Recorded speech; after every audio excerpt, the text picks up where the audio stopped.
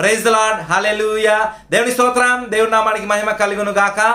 ప్రభు దృష్టిలో అనుకూలమైన దాన్ని మనము చేయాలి. ఎందుకంటే మన దృష్టిలో అనుకూలమైనది దేవుని దృష్టిలో అనుకూలముగా ఉండకపోవచ్చు.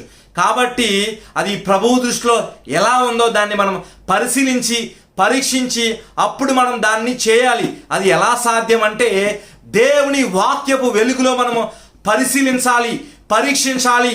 మనం చేసే పని అది దేవునికి అనుకూలంగా ఉందా లేదా అని పరిశీలించినప్పుడు మనకు అర్థమవుతా ఉంటుంది. ఎందుకంటే దేవుని వాక్యము వెలుగైనది. దేవుని వాక్యాన్ని మనము చదివినప్పుడు దేవుని వాక్యము మనల్ని వెలిగిస్తూ ఉంటుంది. ఆ వెలుగు చేత మనము నింపబడినప్పుడు మనము ఏది మేలైనది, ఏది ఉత్తమమైనది, ఏది ఖ్యాతి కలిగినది, ఏది రమ్యమైనది మనం తెలుసుకోగలుగుతాం. కాబట్టి మనం దాన్ని మంచిదాన్ని మనం చేయగలుగుతాం.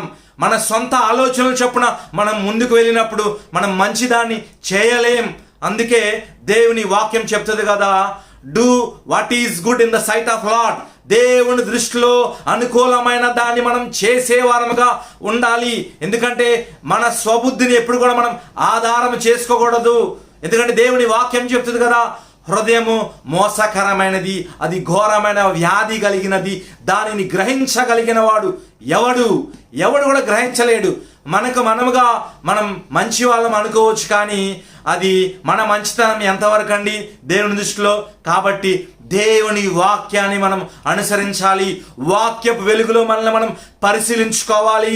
దేవుని దృష్టిలో అనుకూలమైన దాన్ని మనం చేసేవారముగా ఉండాలి.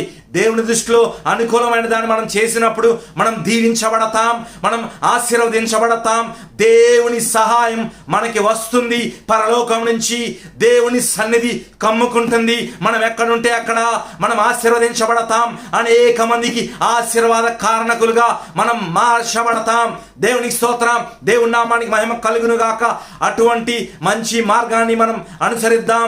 దేవుని వాక్యపు వెలుగులో మనల్ని మనం పరిశీలించుకుందాం. మనం చేసే పనులు దేవుని దృష్టిలో మంచిగా ఉన్నాయా లేదా అని పరిశీలించుకొని ఒకవేళ అవి దేవుని దృష్టిలో అనుకూలంగా లేకపోతే వాటిని వదిలివేద్దాం. దేవుని దృష్టిలో అనుకూలమైన వాటిని మనం చేద్దాం. దేవుని ద్వారా ఆశీర్వదించబడదాం. దేవునికి స్తోత్రం, దేవుడి నామానికి మహిమ కలుగును గాక. దేవుడు మనందరినీ దీవించి ఆశీర్వదించును గాక. ఆమేన్.